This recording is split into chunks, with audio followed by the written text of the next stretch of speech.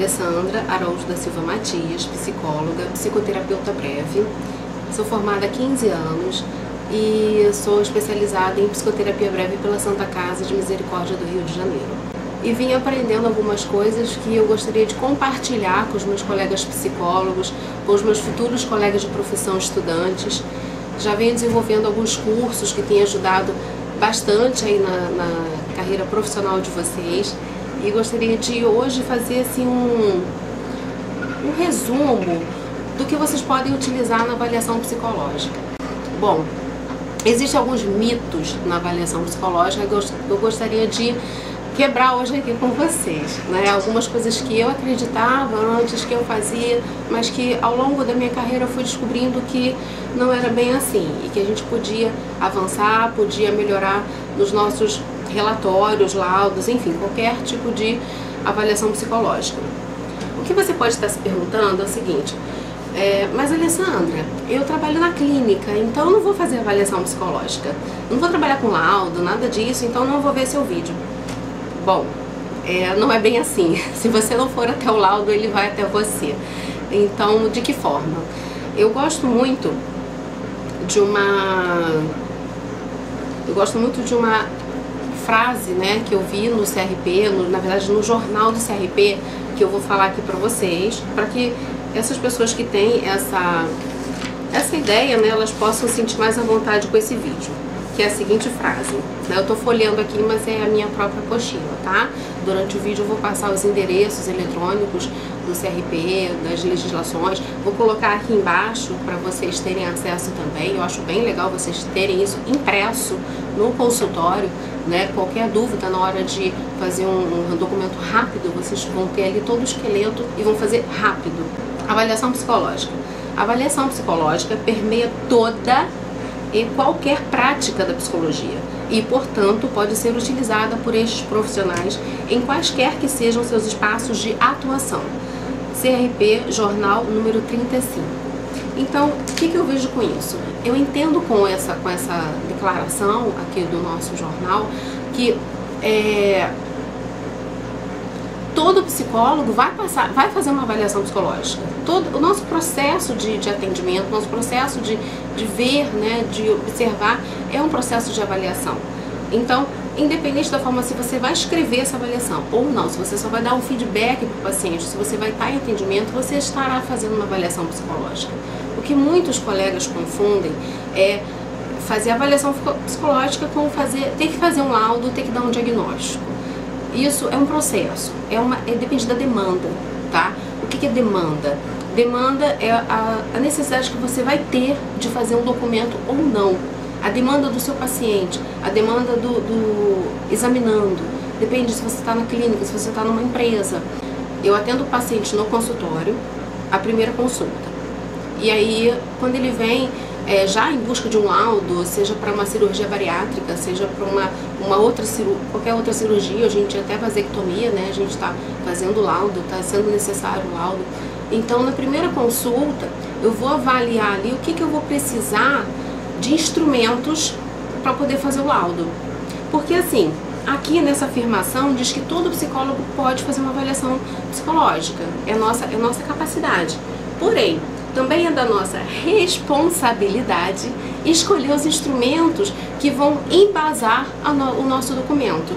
E aí eu vejo que a outra grande dúvida dos colegas é o que escolher, o que eu vou usar, o que eu vou fazer, o que eu vou colocar, o que eu vou escrever. Então, a escolha do instrumento é uma fase importante da avaliação. Numa primeira entrevista eu vou avaliar qual é a demanda, o que essa pessoa precisa. Por exemplo, vou usar aqui a cirurgia bariátrica porque está em alta, né? Tenho tido muitos laudos para isso.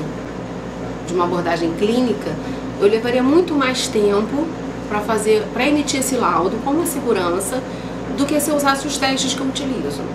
Então, assim, para mim, Alessandra, é muito bom utilizar testes, mas o teste não me faz, entende? É isso que eu gostaria que vocês entendessem.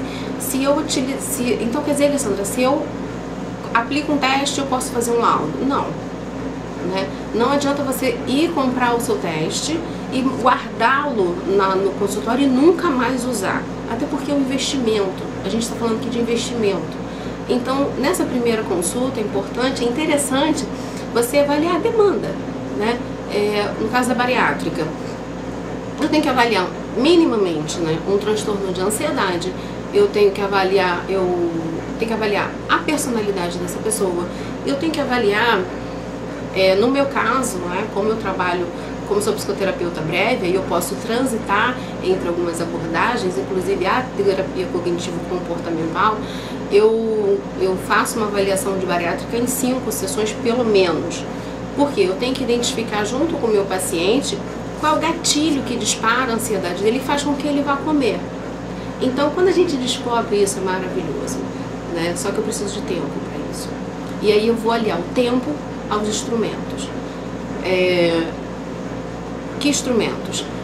Por exemplo, como eu estava falando da bariátrica, né? Eu uso HTP, porque eu vou ter um teste projetivo rápido e eficiente. Eu adoro HTP. Eu uso o HTP para avaliar o que a pessoa não verbaliza, né? O que ela projeta ali não verbaliza. Eu dou uma devolução para ela desse HTP, vou avaliando e falando para a pessoa e ela fica realmente surpresa com os conteúdos inconscientes ali que ela projetou naquele desenho e ela não se dava conta disso, e ali a gente dá uma acelerada no processo da avaliação. E, inclusive, para identificar esse gatilho. Uso HTP, uso palográfico, que eu gosto bastante também, eu dou curso do palográfico, uso muito na clínica e na empresa, uso as escalas de Beck, porque eu gosto muito de trabalhar com as escalas de Beck, principalmente para esses tipos de caso, né? Agora, uma dica, eu não aplico as escalas de Beck nem na primeira, nem na segunda, nem na terceira sessão. Por quê? Ora, a pessoa chegou no consultório, ela quer um laudo, e ela quer um laudo rápido. Geralmente, o laudo psicológico ele vem numa bateria de pedidos, de solicitações do médico, junto com uma outra bateria de exames. Então, assim, é muito comum a pessoa chegar ao teu consultório achando que ela vai entrar e vai ter o laudo ali, vai entrar, vai fazer uma sessão e vai sair com o laudo, tá? Eu não me sinto confortável para fazer isso, porque eu entendo que é uma responsabilidade muito grande, principalmente nesse caso, né, de um pós-cirúrgico, da pessoa voltar a comer compulsivamente e morrer. Né? A gente tem casos aí, eu fico sabendo através das minhas próprias pacientes, de pessoas que chegam ao óbito porque não conseguiram lidar com aquela ansiedade, com as questões emocionais, e elas vão comer e infelizmente elas vêm ao óbito. Então, nesse caso, eu não me sinto confortável e eu explico nessa primeira sessão para o paciente, que vai levar assim em torno de 5 a 6 sessões. E aí eu coloco as escalas de Beck lá pela 4ª ou 5ª, porque até aí, como eu estava falando, eles vêm querendo um laudo para ontem. E eu não vou dar esse laudo para ontem, eu preciso fazer uma avaliação. Aí nas escalas de Beck tem um questionário, né? Questionário da própria ansiedade, da depressão, do nível de depressão, do suicídio. Então, eles podem tentar burlar aquele questionário para que eles consigam um laudo de uma maneira mais rápida. Ou seja, se eu responder tudo direitinho, eu vou conseguir esse laudo. Então, por isso que eu começo pelo HTP, porque não dá para burlar o palográfico. Porque aí eu já fiz um vínculo com o paciente. O vínculo, me entendo, não é amizade, né? A gente está falando aqui profissionalmente e eu estou falando de aliança terapêutica, onde eu já desenvolvi suficientemente um número de sessões, onde eu já expliquei para a pessoa a intensidade da ansiedade, o gatilho dela que dispara ali a ansiedade e ela coloca no alimento. Então, assim, ali eu já estou trabalhando terapeuticamente, embora esteja pensando no laudo, tá? Então, assim, o teste não me faz. O psicólogo, ele usa o instrumento que for mais apropriado para aquela avaliação psicológica. Your lipstick